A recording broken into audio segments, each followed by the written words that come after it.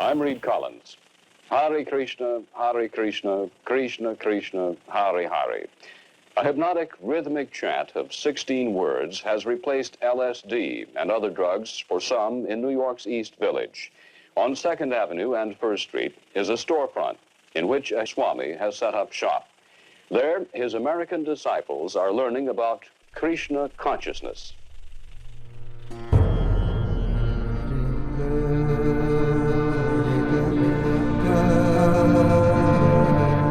Someone told you the story, you wouldn't believe it. Here he is. He's 70 years old. He has no money. He has no contacts. He has none of the things that makes for success. He's starting an effort, and it turns into an international movement.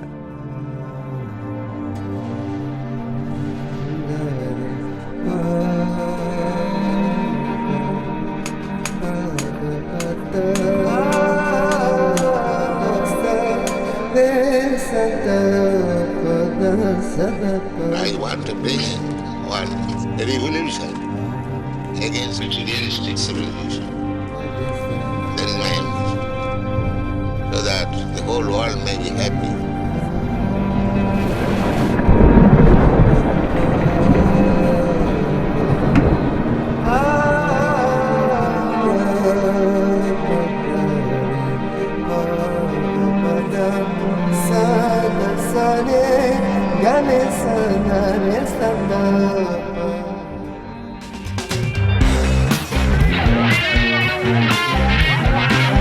Prabhupada came to America in an extraordinary time.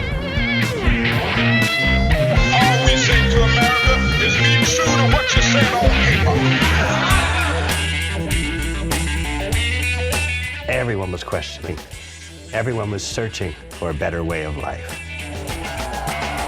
Turn on, tune in, drop out. Timothy Leary came along with the drug bandwagon, but that wasn't good enough. We wanted an alternate reality that wasn't drug-induced.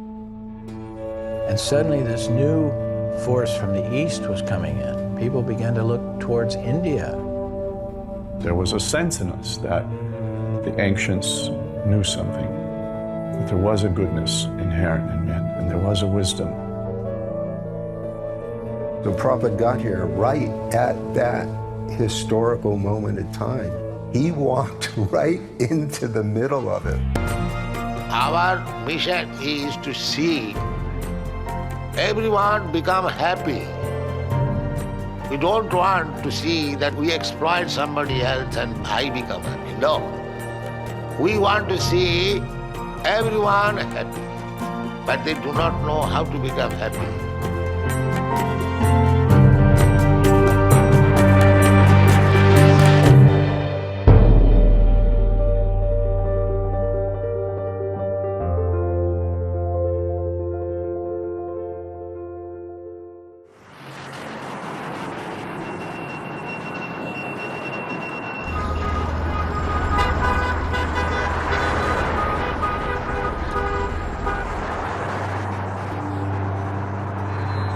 I was simply loitering on the street of New York.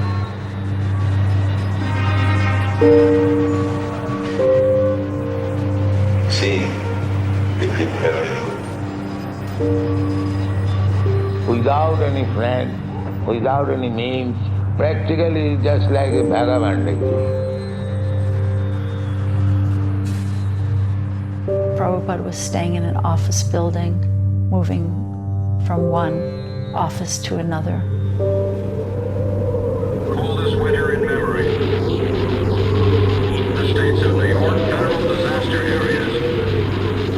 4 to 8 more inches tonight. He had no idea what snow would be like. He never saw snow. My ambition was to start temple here in New York.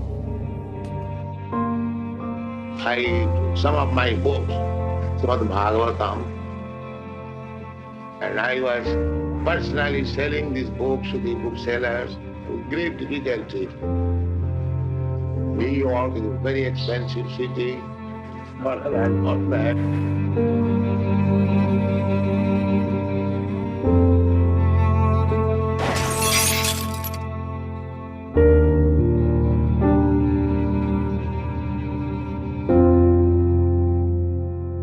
The whole stock and my typewriter, my tape recorder, everything was stolen.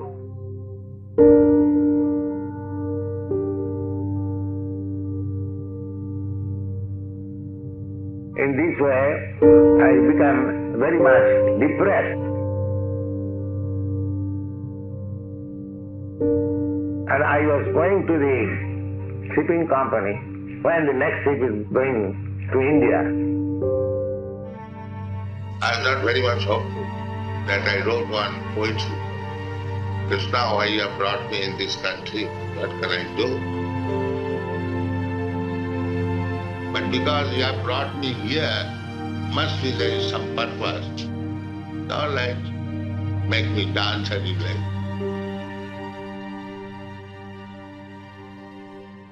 Traditionally, Swamis, yogis, Zen masters all moved uptown to the rich and were sponsored and funded by the rich, and you would find Krishnamurti living in elegant apartments on the Upper East Side with drawing rooms and French furniture, and here was Bhaktivedanta like in the depths of Calcutta, where the hippies were and where the acid heads were, and the freaks and the amphetamine heads and the meth monsters.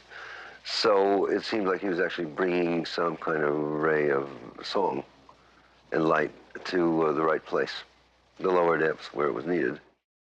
Rather than being a hippie, I was more of a seeker, a spiritual seeker, because I didn't have long hair and I didn't really identify with the alternative and revolutionary movement.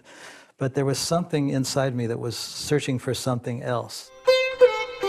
The way I first met Prabhupada was I was on a crosstown bus in Manhattan on Grand Street and ran into a person that I knew, and this person on a scrap piece of paper gave me an address, and he said, "This is the address of an Indian Swami. He's lecturing 3 times a week, and I think you should go there."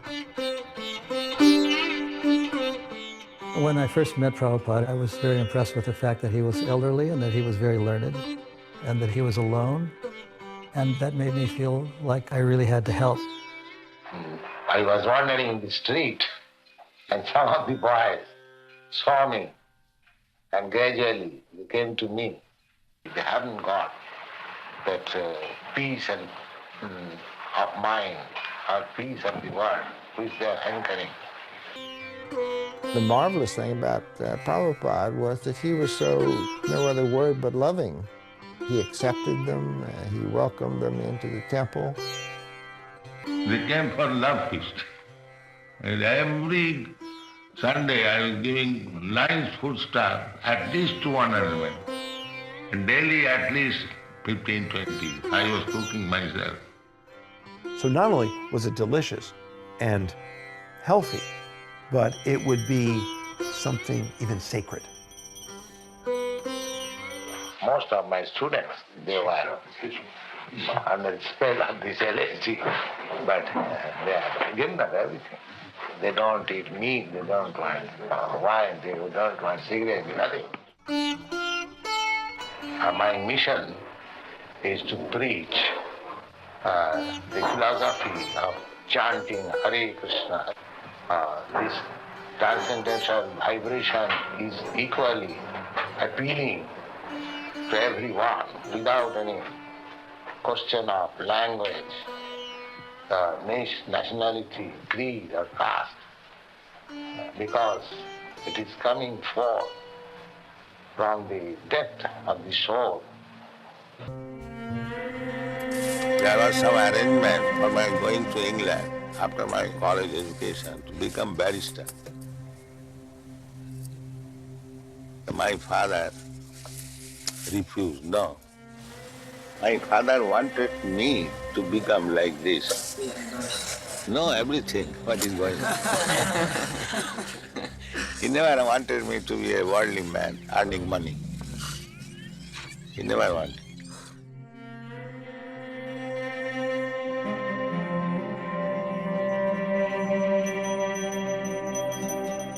We were sleeping Father was doing arati. Ting, ting, ting. Puja was his main business. I requested my father, Father, give me this deity I shall worship. So Father purchased for me little Krishna, Radha, and I was imitating. The torch, basic grain of life, is not man-made. It is sent by God. It is God's mercy. This is not wrong.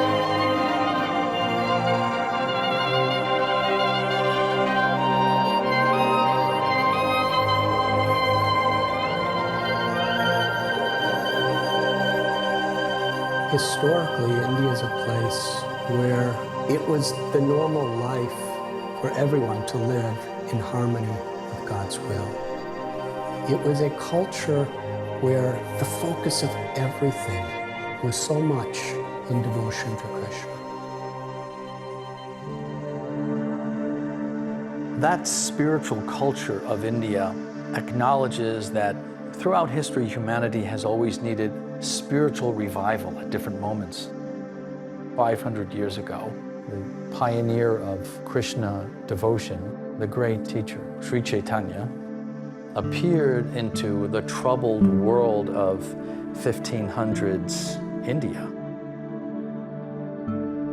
The movement of Sri Chaitanya was a movement of sacred sound, and people would gather in the street and they would sing and dance. Chaitanya decided to take his bhakti movement, his devotional movement, to all the corners of India. He had inspired thousands, if not millions of people to take up the chanting of the holy names of Krishna. And in Sankirtan, all people, Hindu, Muslim, Christian, Parsi, everyone joined. And they're going street to street, entering in every house.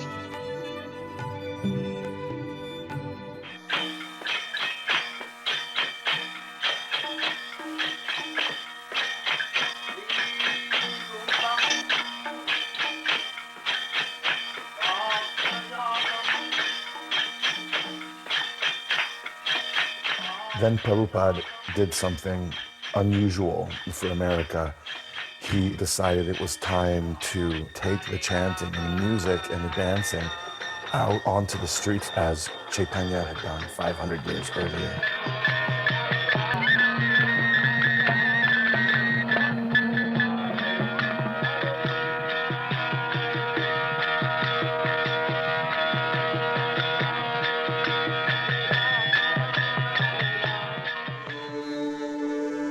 He understood what could happen if the chanting of Hare Krishna made its appearance on a world stage.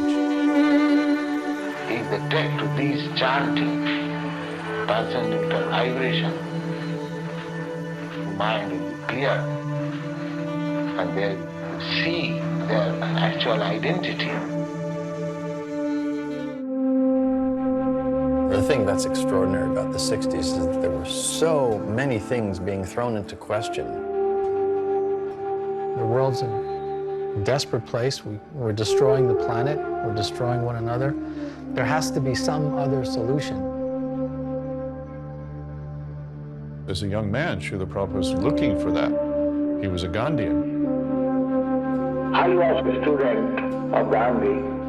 In 1920, I joined the non-cooperation movement. Prabhupada had been attracted to Gandhi's movement because it was a nonviolent demonstration of protest against circumstances that were intolerable. But something happens when he meets his spiritual master, and he's reminded that there's another kind of revolution going on that's much more important, for a higher purpose, not a political end, but a spiritual end. At that time, I was running my big pharmacies. I was very well-known man as the proprietor of the pharmacy. My business was flourishing. Then there's another more urgent request from his guru, this time in the form of a letter. Try to preach whatever you have learned from me to people in English. That will do good to you and to the people to whom he shall preach. That is my instinct.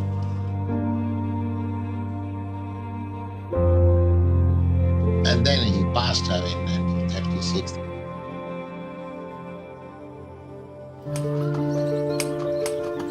It was an intense period of writing, getting those first 3 books of the Srimad Bhagavatam published.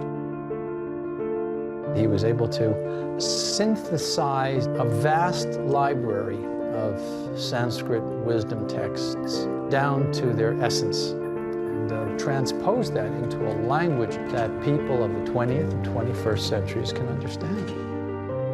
In this one text, the entire expanse of creation is described.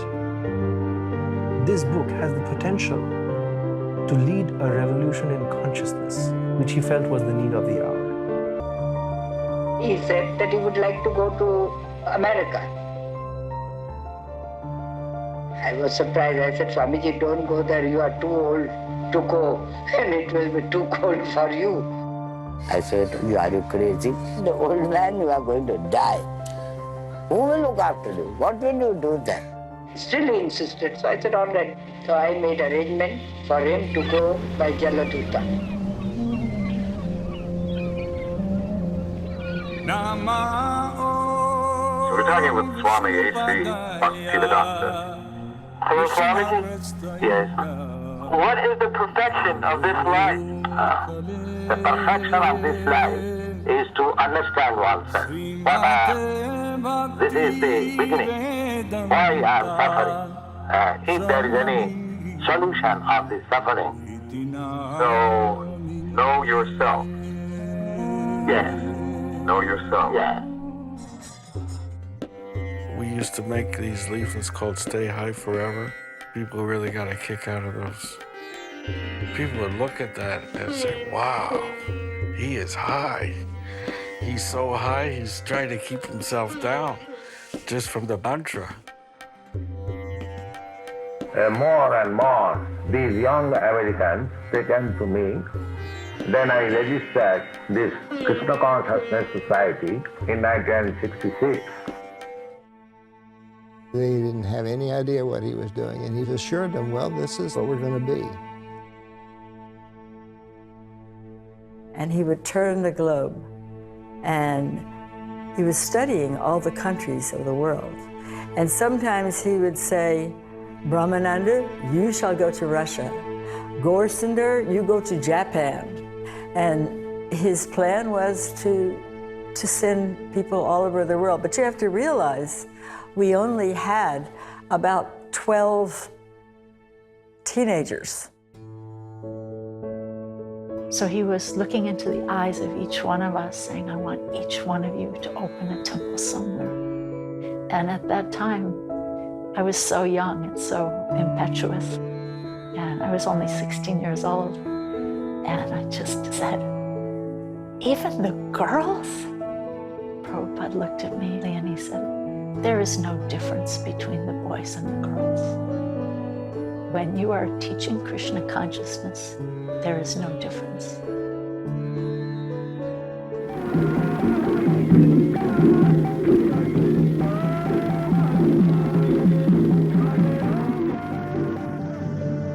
He embodied spirituality, and his disciples wanted it. They said, we want some of that. Whatever it is he's having, I want that. So this is the Guru.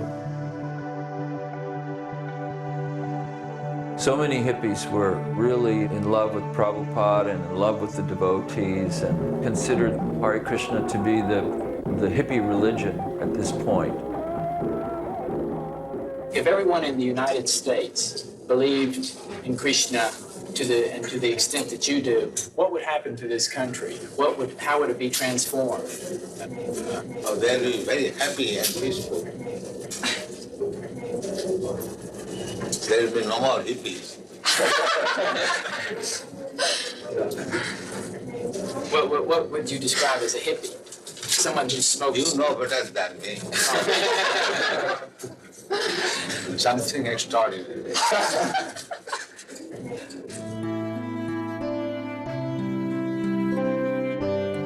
We had a wonderful life there. It was just wonderful. It couldn't be any better. It was as good as it could get. I mean, it was like a family.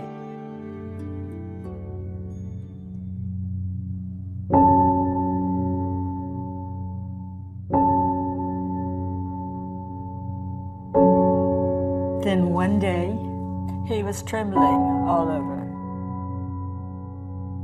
Swamiji had a heart attack. He was, from all appearances, leaving this world.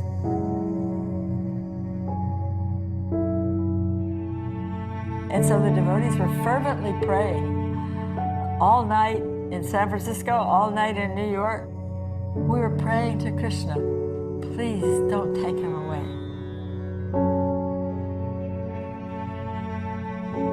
He's just come here. Please, we need more time. We never had the feeling that he was ailing and old, but that he was the leader of the movement, and we just depended on him. We couldn't imagine what life would be like without him. The heart was so weak. Health is broken. I was very sick. I thought, now I shall not exist. So let me go to Vrindavan and die there.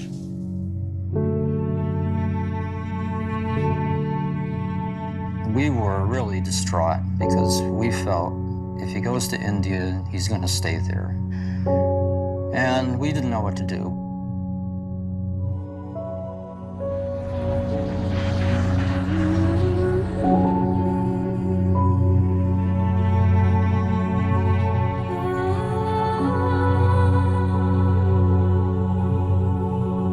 We were lost.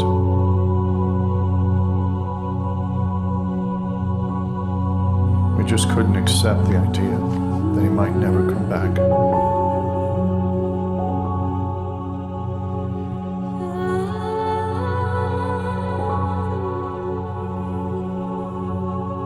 For 5 months we grieved.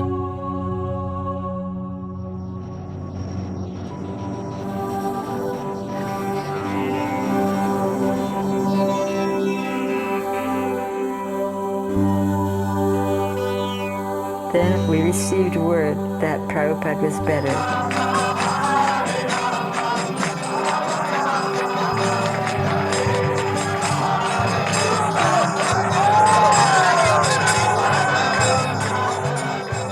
We got him back. Now we had to step it up. We had to learn as much from him as we could.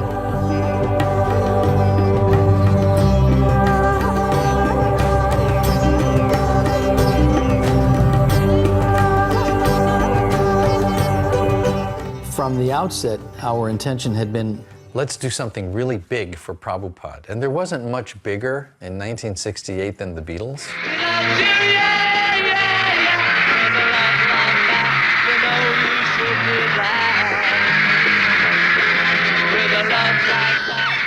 We got news that the Beatles had been in Rishikesh, in India, studying with a guru there.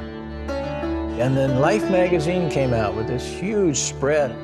Their new records came out with all these songs about Eastern philosophy that we had loved so much. So I came up with this idea. Go to London and start a center for Prabhupada and meet these Beatles. The first thing that we realized when we got to England is that in order to stand out, for people to recognize us in this huge metropolis, we're going to have to shave our heads. Up to that time, the thought of shaving my curly hair was atrocious to me. I didn't want to do it.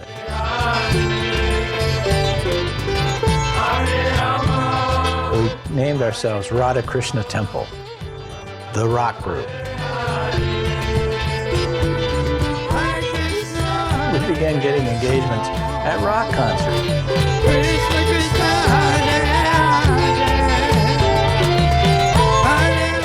Unbeknownst to us, George Harrison had got a hold of the Swami's record called Krishna Consciousness. And he told me later that he was listening to it almost every day. George came down to see us where we were living in our warehouse in Covent Garden. He so much appreciated the Hare Krishna mantra that he immediately said, let's make a 45 record. Hare Krishna, Krishna Krishna. It sold 70,000 copies the first day. Apple organized tours for us. We went to Germany and France and had television coverage. Hare Krishna, Hare Krishna, Krishna Krishna, Hare Hare. The Sunday Times wanted to do a feature on us, and we were able to send the report back to Srila Prabhupada with the headlines, Krishna Consciousness Startles London.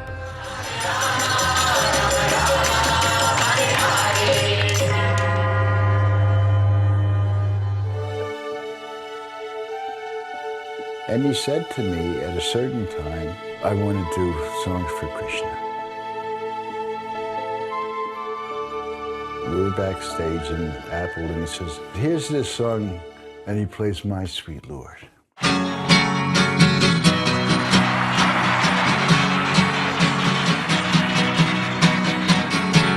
Hare Krishna. The music really was the key that opened the door into the yoga and the Vedic scriptures, which is really the foundation of everything. You know, it gave some sort of backbone to our life.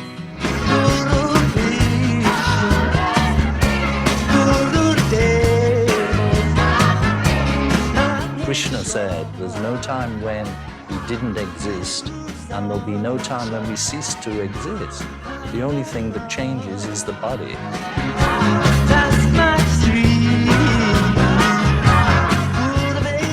When George introduced this, it went worldwide.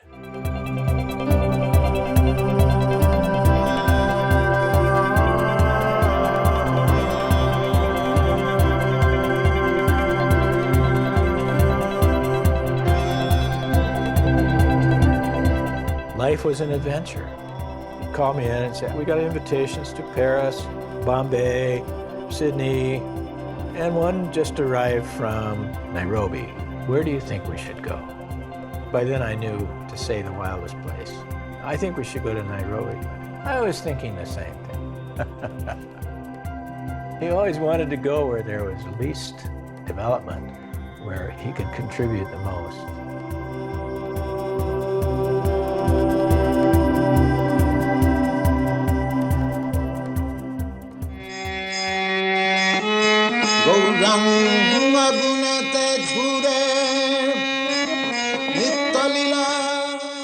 The energy that he displayed was unimaginable. I was in my early 20s and I could not keep up with him. And then around the late 60s to the early 70s, ISKCON just exploded.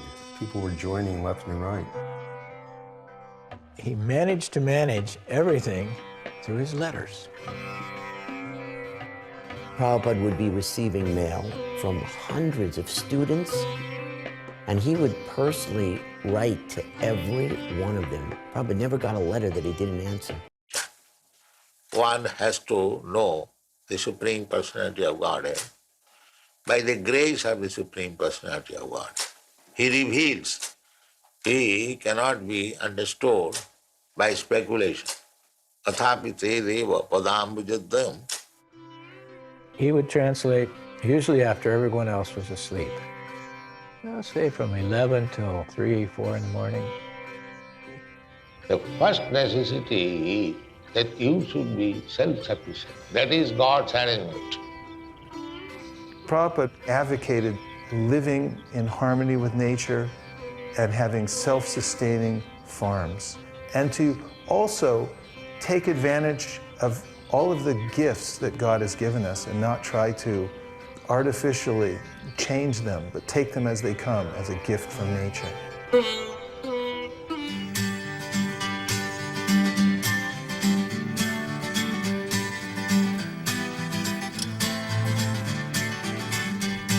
everywhere people went, there were Hare Krishnas. Comedians would always tell jokes about the Hare Krishnas in the airports. Dinner in first class tonight will be bean sprouts and broccoli. Fine. And will that be chanting or non-chanting? Chanting, please. Krishna became a household word and became part of the cultural scene. You with the banjo. Can you help me? I have lost my sense of direction. Have you tried Hare Krishna? No. Let me ask you, in reincarnation, does that mean my soul would pass to another human being, or would I come back as a moose or an aardvark or something? Take our literature, read it over, and think about it.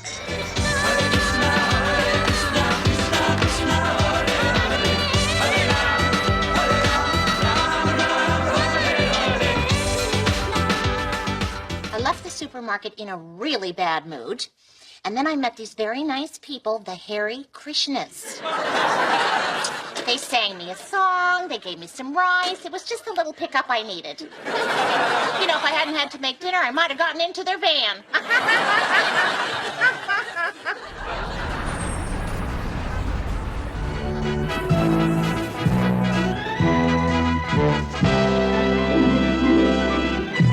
I understand, but do you feel that in the Bible and the Quran and so forth, don't you run into conflicts at all or contradictions in those particular philosophies? No, I don't find any conflict because the ultimate goal is God. So you have to understand God and try to love Him. So you can go through any religious process. If the goal is attained, that you understand what is God and you try to love Him, then your life is perfect. He was fearless and he was bold. For years, he kept saying, I want to go to communist countries. Everyone said, no, that's not possible. You just can't go there. We had just passed through the missile crisis in Cuba. To give a visa to Americans to travel to Russia in 1971 was just unheard of. I don't know how it happened.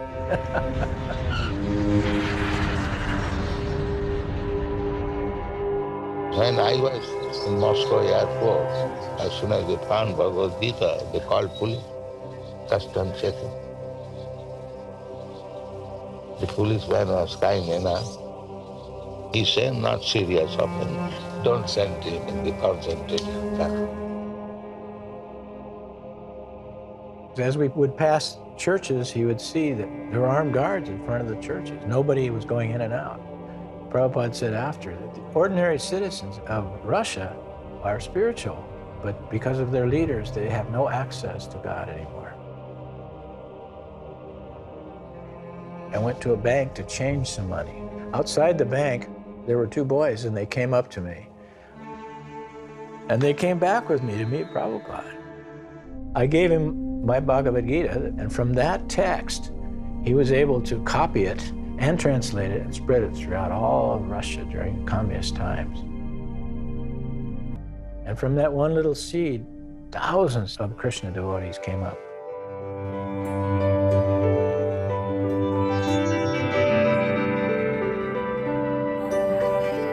We all got a letter in late September with a list of 20 names. I want these people to come and join me in India.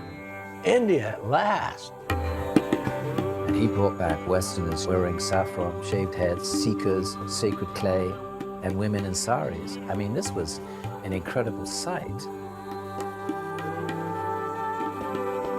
Americans, Europeans, boys and girls. And it just took India by storm. India had never seen anything like this, these sadhus from the West. People would come up with it and they'd go like this to our skin, like, and look at it like they thought maybe it was gonna, this whiteness was gonna come off, you know? Prabhupada brought his followers back to India because he wanted to revive and tell the people of India that the greatest treasure is the heritage of your own country. But you've forgotten it. You've neglected it. I've brought these people back to remind you of what you have forgotten. India is famous with a spiritual culture. So when he came with so many white-skinned disciples, It was, for India, they felt proud for that. Because our culture, Western world appreciate. And then we started putting on major festivals. We got the grounds in the heart of Bombay and built a huge, elaborate tent. Several million people over that 10 days got to sit and listen to Swamiji speak.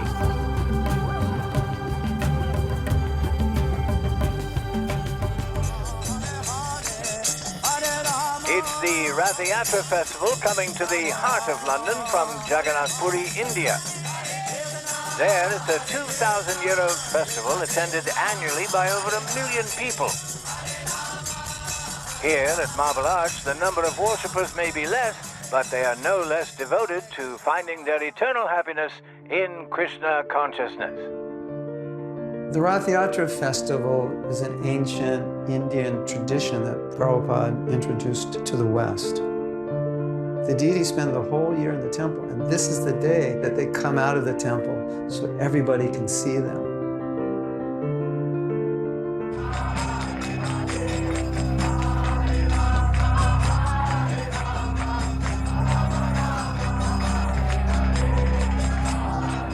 Many would consider members of the Hare Krishna sect to be little more than a noisy nuisance. They've been labelled dangerous religious fanatics and lumped together with cults, but the Krishnas say they're simply misunderstood. The scholars called it the NRMs, the New Religious Movement. The story you're about to see is a parent's nightmare, the story of a family whose daughter disappeared. When they finally found her, they had to fight just to get to talk with her because she had joined a cult. Thousands and thousands of young people leaving their former religions and joining the NRMs. The parents and the religious leaders, there was a tremendous backlash. The anti-cult movement developed this theory that anybody that would join one of these movements could not possibly have done so voluntarily. It had to be the victim of mind control, that they were brainwashed. And of course, Prabhupada admitted many times, yes, we are brainwashing. The brain is very dirty and we are cleaning it. This was a case, People versus Murphy. Criminal charges brought against 2 devotees in the Supreme Court of New York City. This was an attack on everything that we stand for.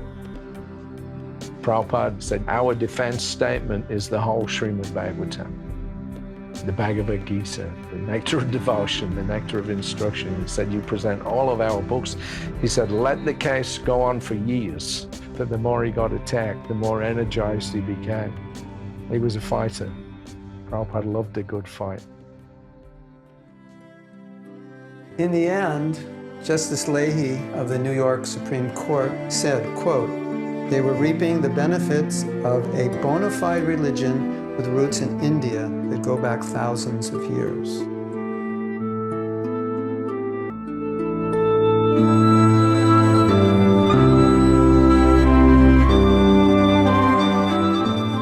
You know, that was a big victory for Prabhupada.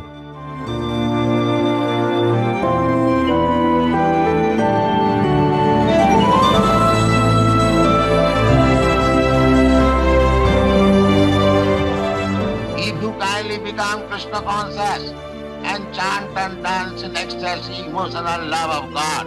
The whole world will follow you and it will be Vaikuntha. There will be no more trouble. Thank you very much.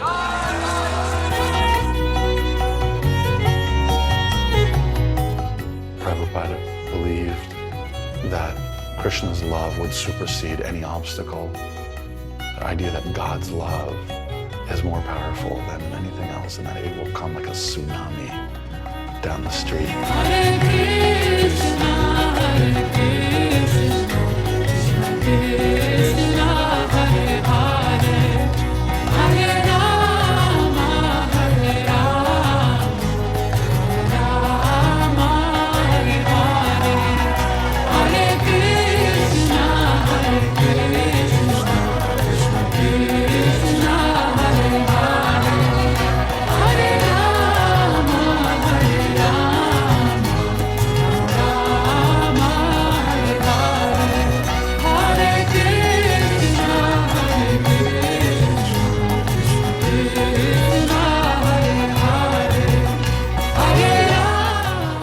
never a day that just didn't astonish me.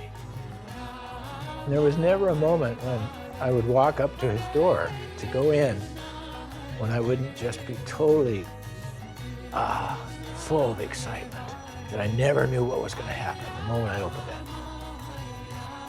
Prabhupada was quite unlike any teacher we'd ever known. There was no gap between what he spoke and what he lived. He shared his particular love for his followers, and they shared love with each other. That is the heart of what holds his movement together. And that was his last request. If you love me, please work with each other, despite differences.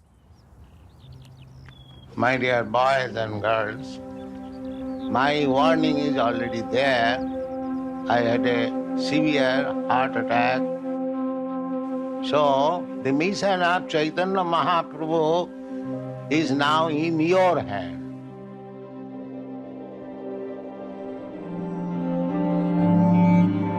Here I am sitting, but my heart is always hankering after the Vrindavan, that sacred place.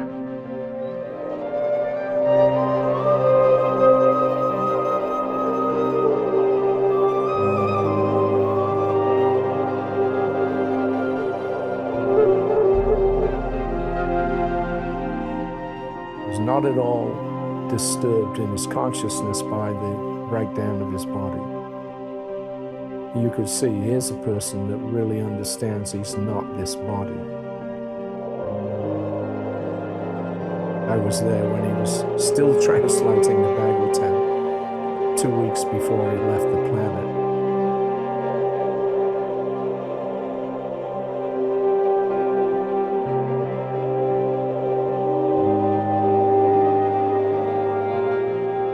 We have got our eternal life. And in eternal life, we have got immense measure of freedom, immense measure of power.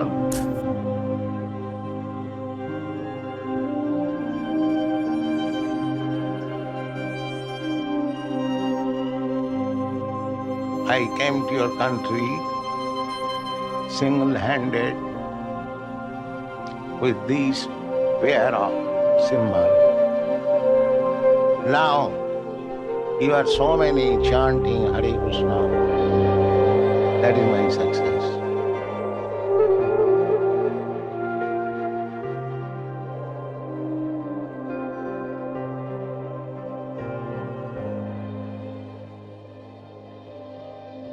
Everything is acting, moving by the supreme desire.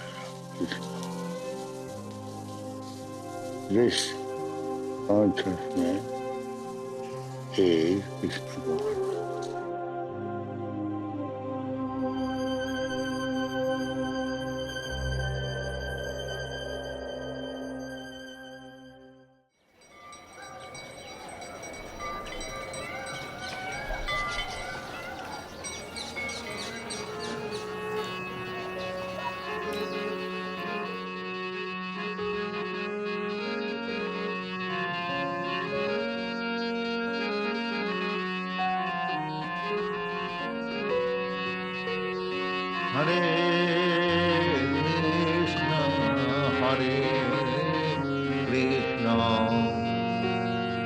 Krishna Krishna, Hare Hare, Hare Rama, Hare Rama, Rama Rama, Hare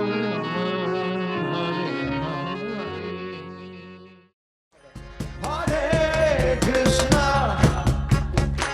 Hare Krishna, Krishna Krishna, Hare Hare, Hare Rama, Hare Rama,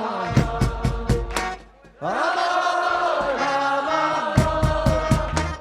Hare Rama. One more time, let out. Hare Krishna, Hare